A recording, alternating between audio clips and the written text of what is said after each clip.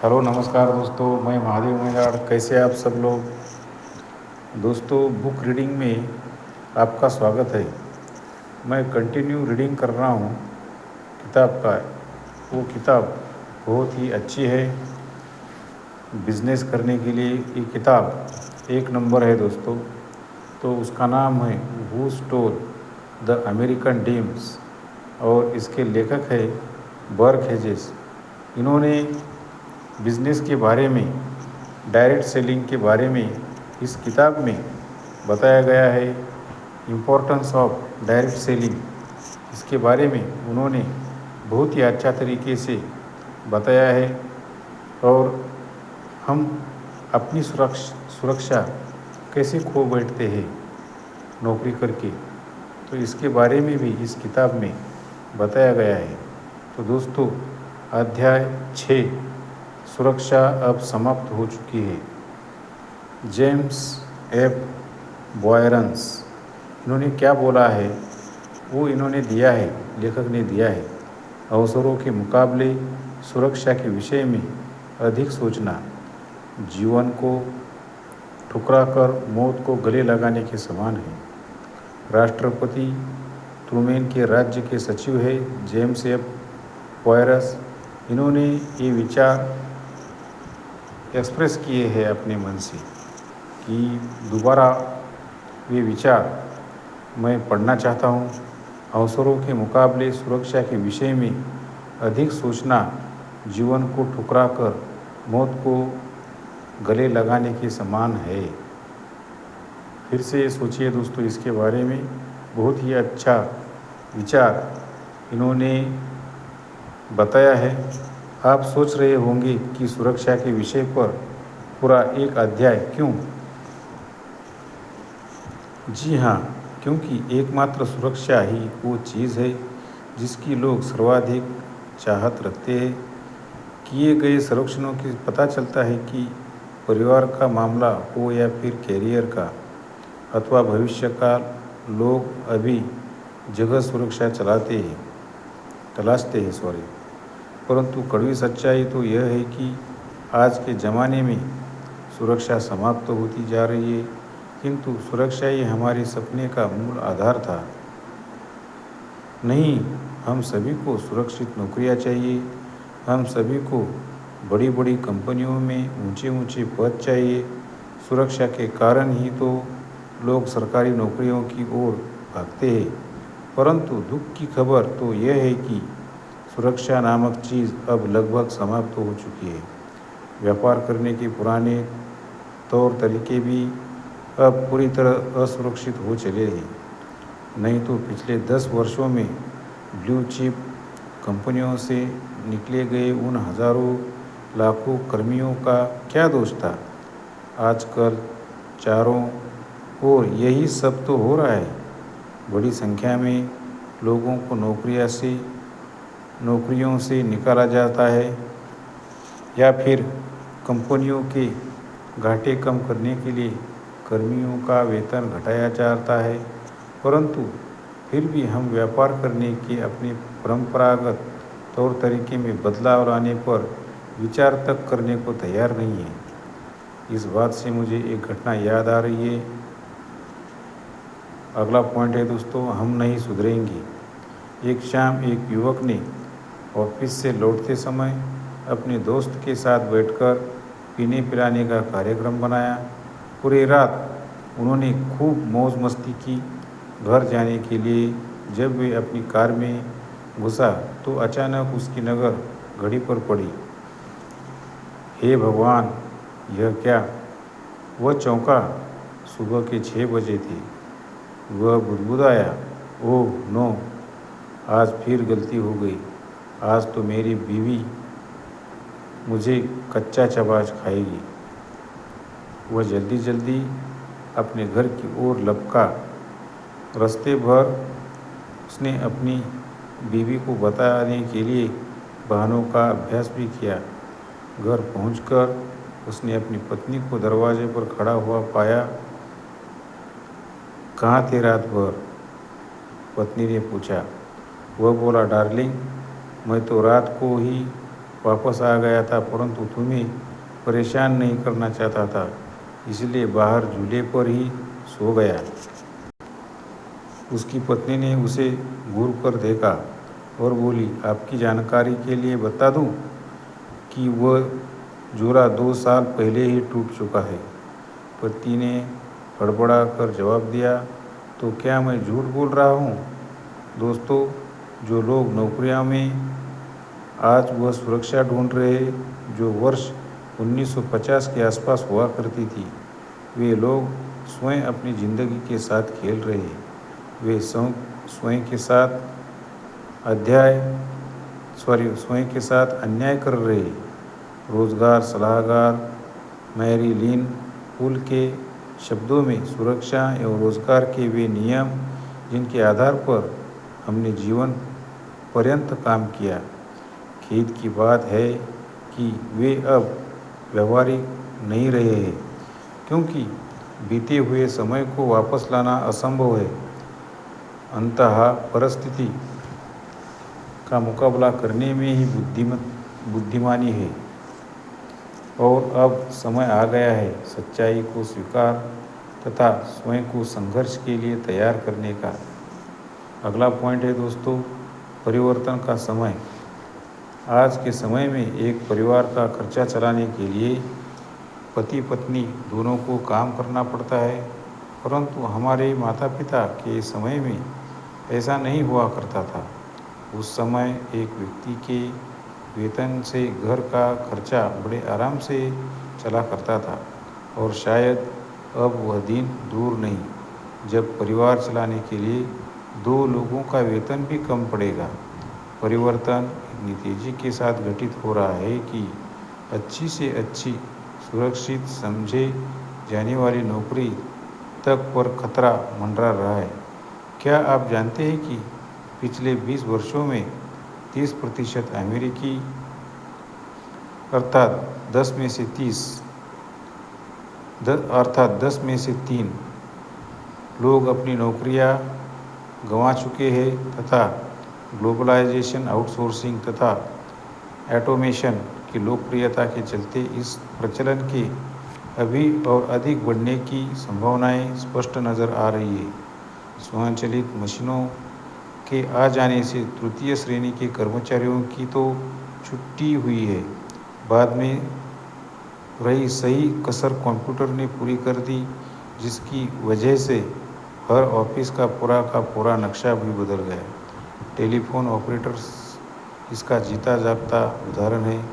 Computers के आने से पहले दूरसंचार विभाग में सैकड़ों हजारों कर्मी स्थानीय तथा लंबी दूरी की कॉल्स की देखरेख का काम संभाला करते थे, परंतु कंप्यूटर में डले सॉफ्टवेयर प्रोग्राम के चलते 10,000 दूरसंचार कर्मियों का काम आज अकेला एक कंप्यूटर संभाल रहा है, वह भी पूरी मुस्तैदी, अधिक गुणवत्ता एवं कम खर्च के साथ। मुझे गलत मत समझिए, मैं इन सब चीज़ों का बहुत बड़ा प्रशंसक बिल्कुल भी नहीं हूँ, परंतु आपकी आवाज़ को पहचानने वाले सॉफ्टवेयर्स इतने कमाल के हैं कि उन्होंने बैंक, क्रेडिट कार्ड, लोन तथा बीमा कंपनियों के स्वागत कक्ष पर बैठे ग्राहक सेवा प्रतिनिधियों की छुट्टी कर दी है।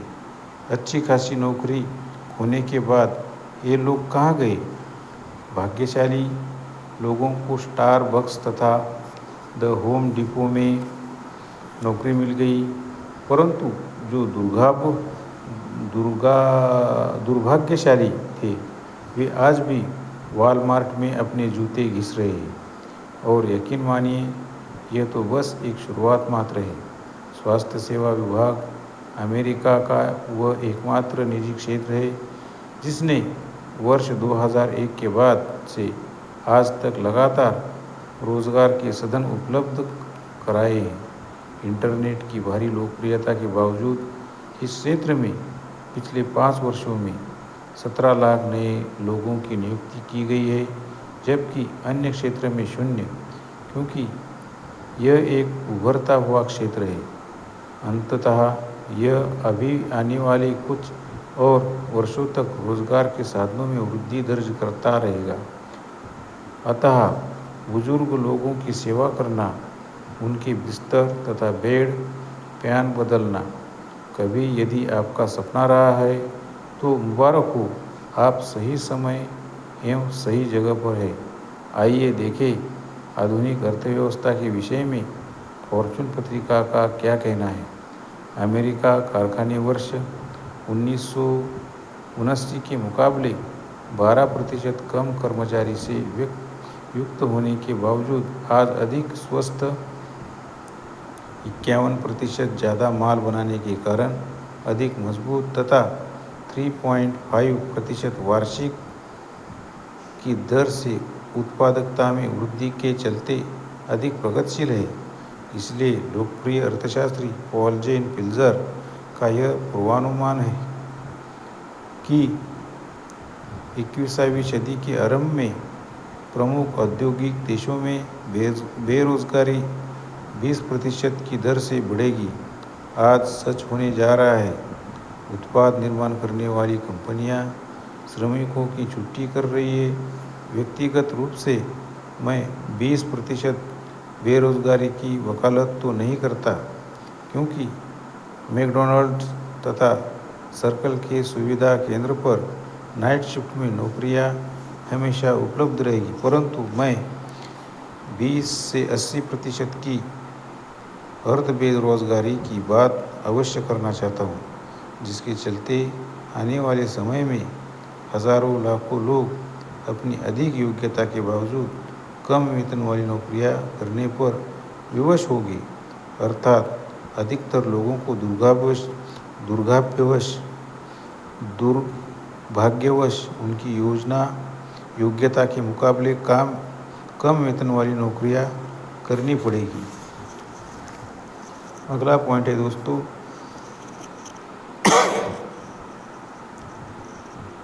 परिवर्तन का संक्षिप्त इतिहास।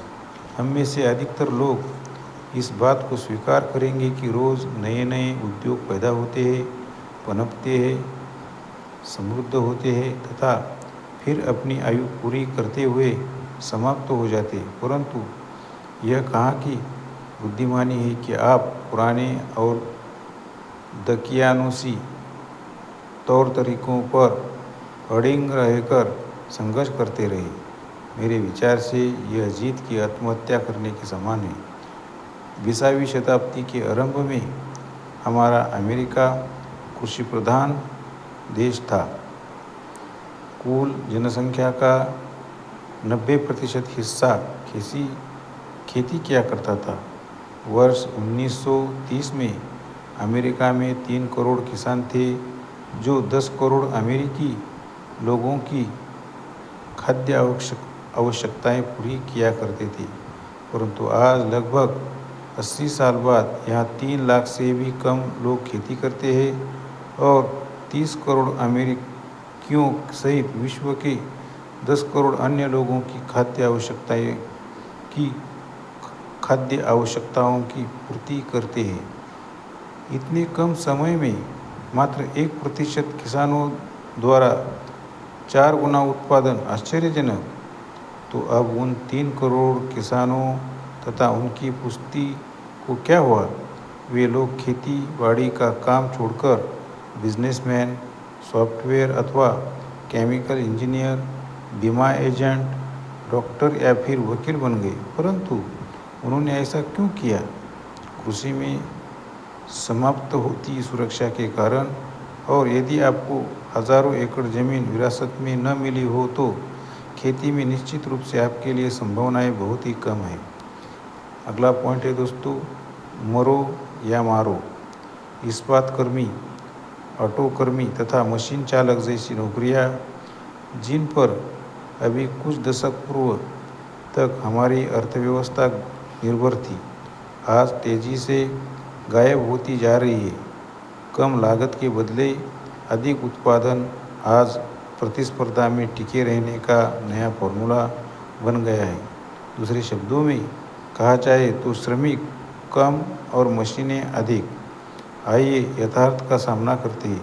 श्रमिकों पर पूर्ण रूप से निर्भर रहने वाले उद्योग एक और आपकी अधिक आदर्श तथा उचित लग सकते हैं, परंतु दूसरी ओर अपनी पुरानी नीतियों के चलते प्रतिस्पर्धी के दौर में न टिक पाने के कारण यदि वे दिवालिया हो जाए, $30,000 प्रतिवर्ष के 3 श्रमिक जिन्हें रोज़ किसी न किसी बहाने से छुट्टी और पैसा चाहिए, रखने के बजाय $50,000 कीमत की एक ऐसी मशीन रखना अधिक बुद्धिमानी है, जिसे न तो कभी छुट्टी चाहिए, न वेतन वृद्धि और न ही पेंशन पैकेज, ऊपर से यौन शोषण के मुकदमे का खतरा भी नहीं। सुरक्षित नौकरी की बात करें तो उच्चतम न्यायालय के न्यायाधीशों मतलब जज की नौकरी हमारे देश में सर्वाधिक सुरक्षित है, जिनकी नियुक्ति आजीवन के आधार पर की जाती है। परंतु परेशानी की बात तो यह है कि संख्या में ये सिर्फ 9 ही होते हैं और आज की तारीख में 9 में से एक भी पद खाली नहीं है। अतः भूल जाइए कि आपको उसके लिए कभी निमंत्रण आएगा। अगला पॉइंट है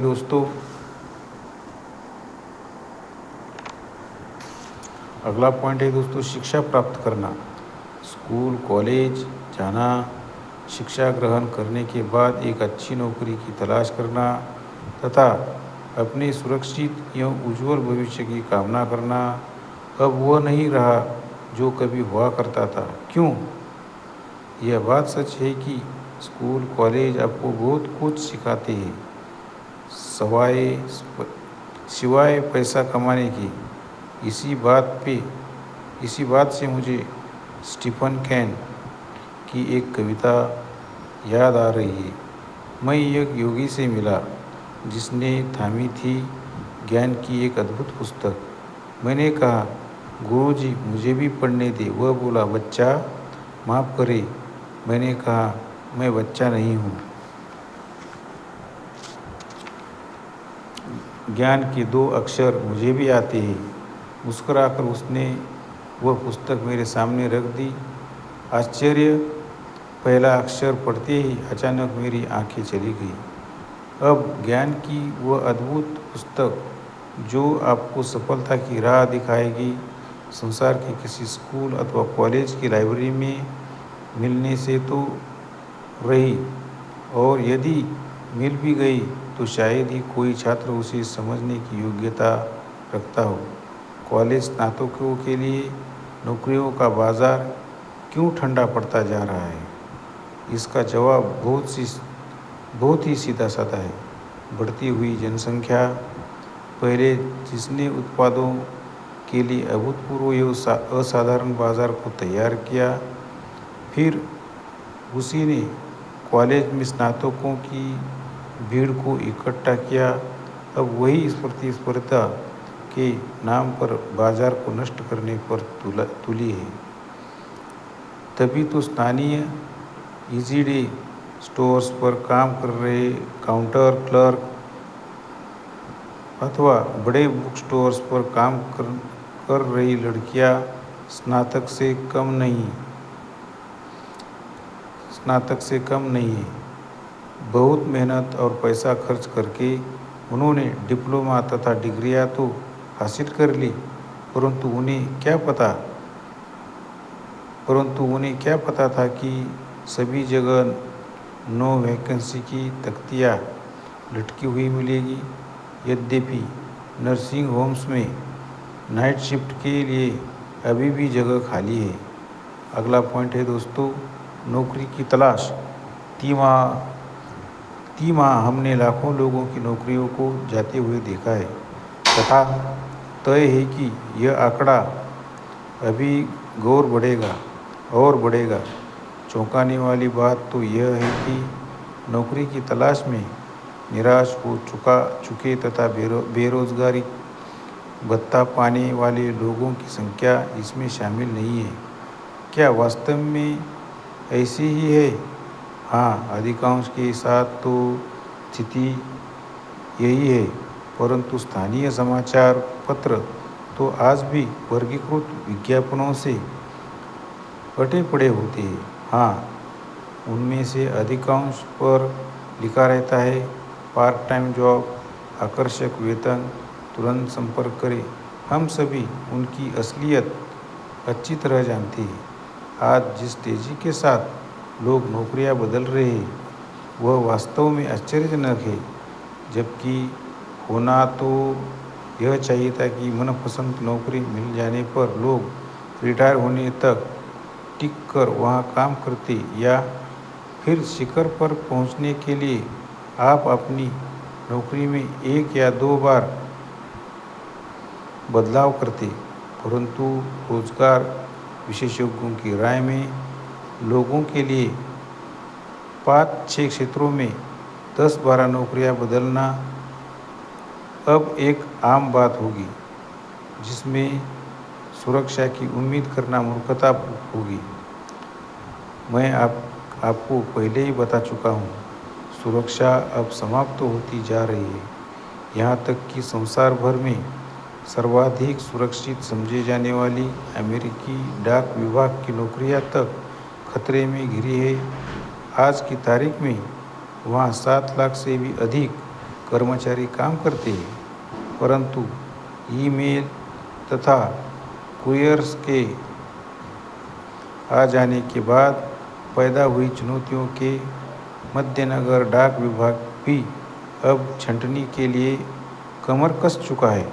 तभी तो उन्होंने प्रतिवर्ष 13,000 नौकरियां समाप्त करने का लक्ष्य बनाया। अगला पॉइंट है दोस्तों, स्वतंत्रता खतरे में। अपनी इच्छाओं का गला घोटने से कुछ नहीं होगा। काम के मामले में अमेरिका अब असुरक्षित हो चला है। लगभग 1/3 मतलब 3.5 करोड़ अमेरिकी लोग इसी दबाव में जी रहे हैं और रोज़ काम कर जा रहे हैं, जिनमें मुक्त ठेकेदार, अंशकालिक कर्मी, सलाहकार, स्वतंत्र कर्मी आदि शामिल है। कुल मिलाकर स्वतंत्र कर्मी भी अब स्वतंत्र नहीं रहे हैं। अधिकतर लोग अपने अधिकार तक खो चुके हैं। जो मिलता है मजबूरी में उन्हें स्वीकारना पड़ता है। इससे बुरा और क्या हो सकता है। अगला पॉइंट है दोस्तों, लघु उद्योग। आपको याद है शुरुआत में मैंने आपसे क्या कहा था? 90%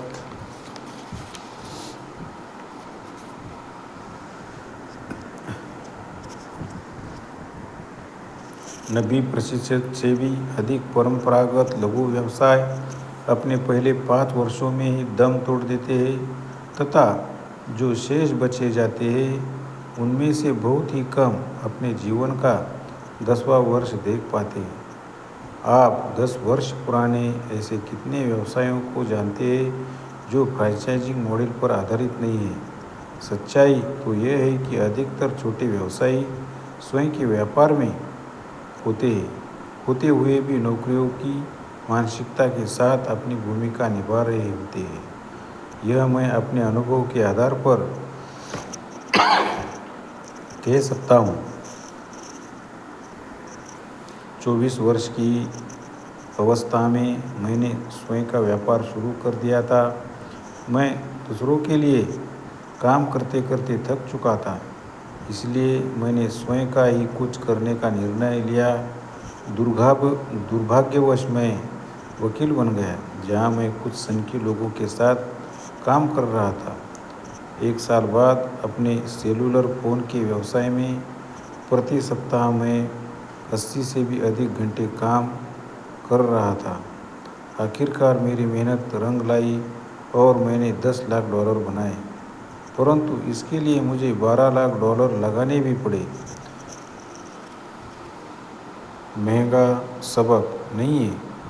आप कह सकते हैं, बर्क, आप कॉलेज भी तो जा सकते थे। हाँ, गया था। मैंने आपराधिक न्याय विषय की डिग्री भी हासिल की, परंतु मुझे नहीं लगता था कि कोई भी कारागार नियंत्रक की नौकरी करना पसंद करेगा। मेरा विश्वास मानिए, पुलिस अथवा कानून की नौकरी के सहारे आर्थिक स्वतंत्रता प्राप्ति का सपना देखना मूर्खता के सिवाय कुछ भी नहीं है। अगला पॉइंट है दोस्तों, फ्रेंचाइजिंग। कम जोखिम वाला व्यवसाय होने के कारण आजकल लोग फ्रेंचाइजिंग की ओर रुक रहे हैं। फ्रेंचाइजिंग मतलब मैकडॉनल्ड्स जैसे कंपनी या दूसरा कुछ KFC ऐसा। इस प्रकार को शुरू करने के लिए आप पहले फ्रेंचाइज़र को लाइसेंस शुल्क अदा करते हैं। बदले में वह अपने व्यवसाय के राज आपको बताता है। उसके बैनर के नीचे एक बनाई जांची परखी व्यवस्था प्रणाली के तहत आपको काम करना पड़ता है। वे आपको अपनी व्यवस्था के अनुरूप हर चीज़ के लिए प्रशिक्षित करते हैं, जिसमें विज्ञापन, लेखा प्रबंधन, निर्माण, बिक्री, उत्पादन, वितरण आदि सभी कुछ शामिल है। अर्थात लाइसेंस शुल्क भरो और रातों रात सफलता पाओ। क्या मैंने सही कहा? जी नहीं, बिल्कुल गलत। इस सिस्टम में सबसे बड़ी समस्या ये है कि इससे जुड़ने मात्र के लिए आपको कम से कम $1 लाख चाहिए होते हैं। इसके अतिरिक्त जगह का किराया, इन्वेंटरी, उपकरण आदि का खर्चा आदि भी। आपको सप्ताह में पूरे 7 दिन कम से कम श्रमिकों के साथ 12 से 14 घंटे प्रतिदिन काम करना पड़ता है। और यदि सभी कुछ ठीक ठाक चलता रहा तो लगभग 5 वर्ष में आप अपनी लागत निकालकर लाभ कमाना आरंभ कर सकते हैं। स्वयं मालिकों द्वारा नियंत्रित फ्रेंचाइजी अपना लाइसेंस शुल्क निकालने के बाद $50-60 हज़ार सालाना की आमदनी देने में सक्षम हो जाता है। परंतु यदि आप इसके लिए प्रबंधक नियुक्त करते हैं तो आपके लाभ में भारी कटौती होना स्वाभाविक है। अधिक पैसा कमाने के लिए आप एक से अधिक या फिर मैकडॉनल्ड जैसी सुरक्षित, असफलता से मुक्त, महंगी एवं एक लोकप्रिय फ्रेंचाइजी खरीद सकते हैं, जिसके लिए आपको $10 लाख से भी अधिक खर्च करने पड़ते सकते हैं। न्यूज़वीक पत्रिका के व्यावसायिक स्तंभकार ब्रायन क्यून के अनुसार लागत निकाल पाती है जबकि 1/3 की मुनाफा कमा पाती है। अर्थात 100 में से 66 फ्रेंचाइजी असफल हो जाती है। ये परिणाम तो लॉटरी से भी महंगे और बुरे हैं। परंतु यदि आप 3 में से 1 फ्रेंचाइजी है जो लाभ कमाएगी तो मैं आपको भाग्यशाली ही कहूँगा। फ्रेंचाइजी विशेषज्ञ फरमाते हैं कि यदि आप 4 से 5 सफल फ्रेंचाइजी स्टोर्स के मालिक बनने की क्षमता नहीं रखते तो इस व्यवसाय को आजमाना आपके लिए खतरे से खाली नहीं है। अगला पॉइंट है दोस्तों, मदद। किसी ने कहा, भरोसा रखें, एक दिन कोई न कोई आपकी मदद तो जरूर करेगा, परंतु क्षमा करें, ऐसा कभी भी नहीं होगा। परंपरागत व्यवसायों तथा नौकरियों में संलग्न लोगों के लिए उम्मीद की किरण पहले ही समाप्त हो चुकी है। शिक्षण संस्थाओं, सरकार तथा उद्योगों पर अब भरोसा किया नहीं जा सकता। अतः अपनी कामयाबी के बारे में महत्वपूर्ण फैसला अब हमें स्वयं ही लेना होगा। परिवर्तन के लिए हमें स्वयं ही बदलना होगा। अपने बेहतर भविष्य के लिए हमें स्वयं बेहतर बनना होगा। ऐसे में अब आप क्या करेंगे? आपके विकल्पों पर चर्चा हम अगले अध्याय में करेंगे। तो दोस्तों, इस प्रकार हमारा 6वां अध्याय कंप्लीट हुआ है। 7वां अध्याय अगली वीडियो में देखेंगे।